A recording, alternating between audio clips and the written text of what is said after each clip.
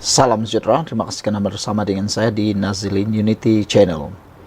Berita mengejutkan, kematian daripada berita ini, Adun Sungai Bakap meninggal dunia. Adun Sungai Bakap, Nur Zamri Latif meninggal dunia sebentar tadi. Berita pemergiannya dikongsikan pegawai beliau yang memaklumkan Nur Zamri meninggal dunia pada jam 1.38 tengah hari tadi. Beliau menghembuskan nafas terakhirnya di Hospital Seberang Jaya, Pulau Pinang. Jenazah dilaporkan akan disembahyangkan di Masjid Sungai Aceh pada jam 6 petang. Sebelum ini, Nur Zamri dilaporkan ditempatkan di ward ICU Hospital Seberang Jaya kerana komplikasi di bahagian perut. Nur Zamri dimasukkan ke hospital susulan sakit perut dan diberikan ubat tidur untuk membolehkannya berehat. Selepas beberapa hari diberi rawatan, beliau dilaporkan stabil dan semakin menunjukkan perkembangan positif.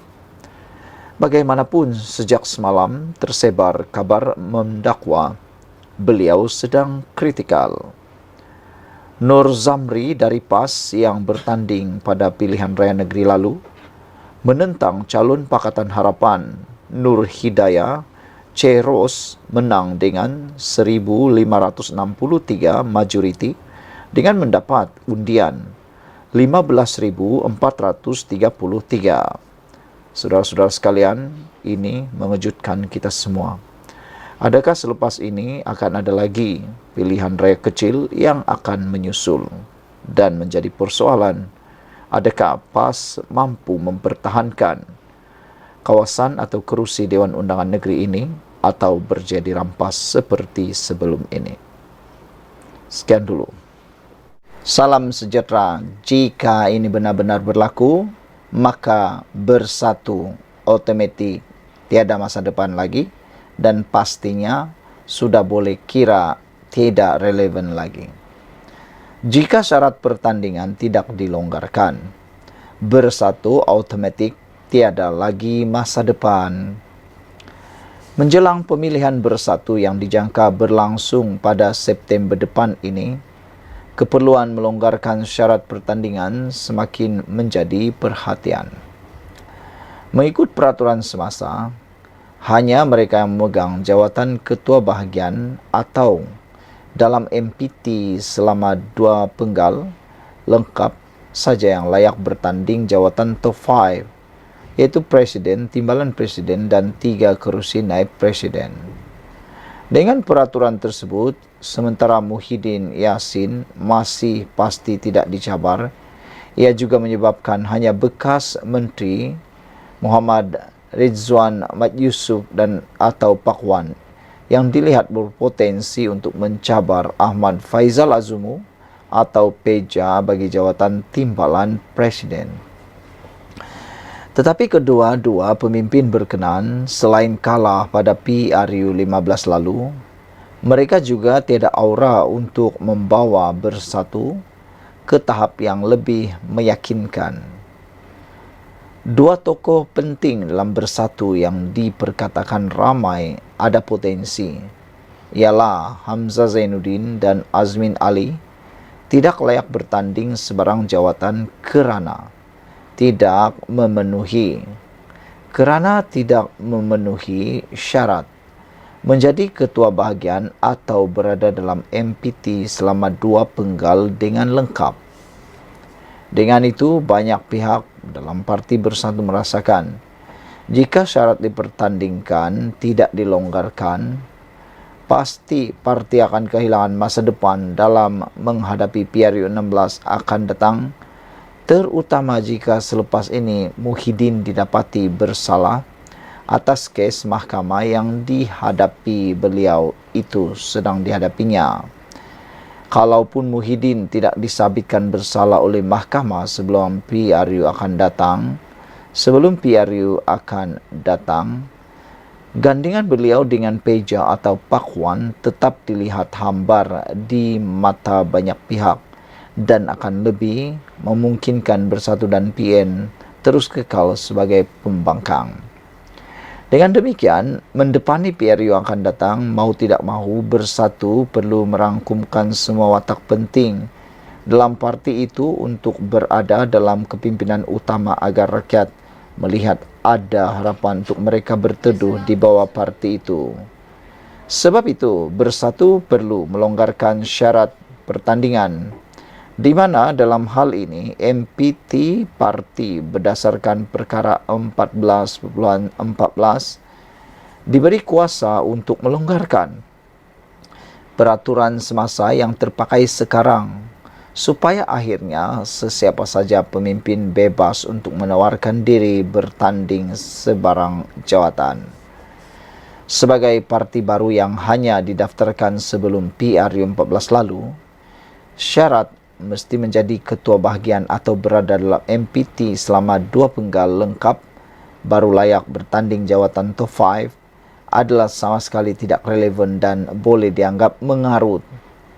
Lainlah jika parti sudah berusia berpuluh tahun dan telah melalui 5-6 kali pemilihan. Masuk akal jugalah syarat tersebut diguna pakai, kata Sabudin. Lagi pula, Bersatu adalah pembangkang. Tiada parti pembangkang di dunia ini meletakkan syarat ketat untuk ahlinya bertanding sebarang jawatan dalam keadaan tiada apa-apa dalam genggamannya. Adakah Bersatu mahu mencipta sejarah sebagai satu-satunya parti politik di dunia ini yang takut dengan proses pertandingan secara terbuka dan demokrasi? Kalau parti sedang menguasai kerajaan dan bagi tujuan mengelakkan perpecahan, munasabah jugalah jika diketatkan syarat pertandingan agar perpaduan tidak mudah dikoyahkan oleh unsur-unsur luaran yang mahu mengkucar-kacirkan kerajaan. Tetapi sebagai pembangkang, Bersatu perlu menunjukkan ia terbuka, lebih menarik untuk disertai dan ada kemeriahan dalam pertandingan sesuai dengan cita-cita mahu mengambil alih kerajaan. Dengan itu, membuat membuka seluas-luasnya syarat pertandingan merupakan satu keperluan yang mampu membawa lebih banyak kebaikan. Apa guna parti jadi lesu dengan syarat pertandingan yang amat ketat dan akhirnya kekal tersadai sebagai pembangkang untuk tempoh yang lebih lama. Di samping itu, dalam pemilihan 3 tahun lalu, Bersatu telah pun memberi kelonggaran kepada Ronald Kiandi untuk bertanding jawatan naib presiden dan beliau telah memenangi jawatan tersebut bersama Razidin dan Muhammad Rafiq Nazaimuddin. Jika dalam pemilihan akan datang ini syarat ini tidak dilonggarkan, Ronald Kiandi juga tidak layak mempertahankan jawatannya.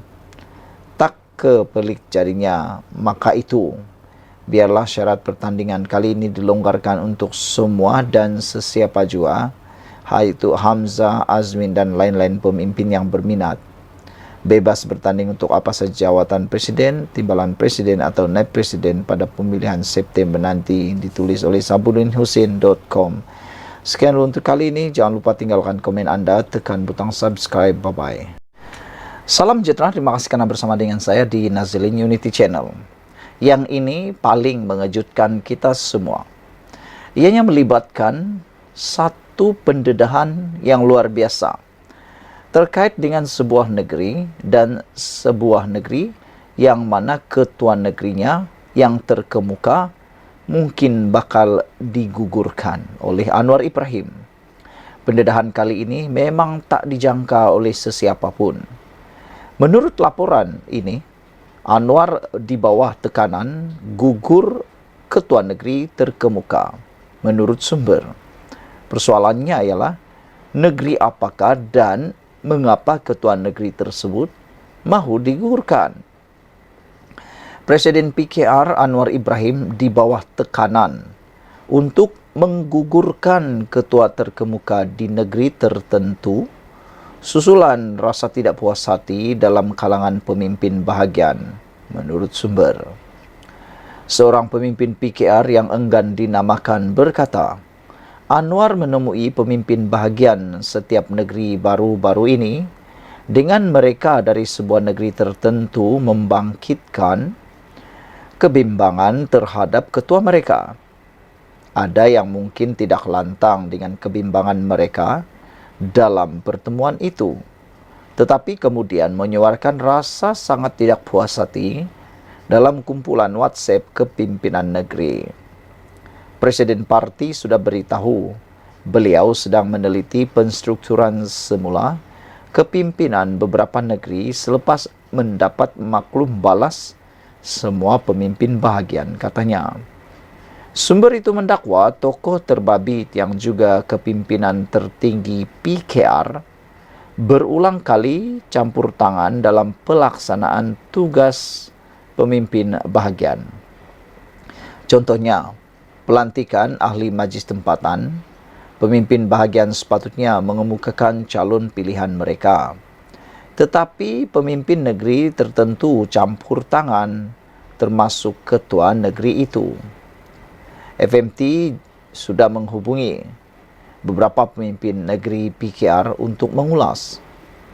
PKR menerajui Kerajaan Selangor dan Negeri Sembilan selain menjadi sebahagian daripada pentadbiran Pulau Pinang, Perak, Pahang dan Sabah.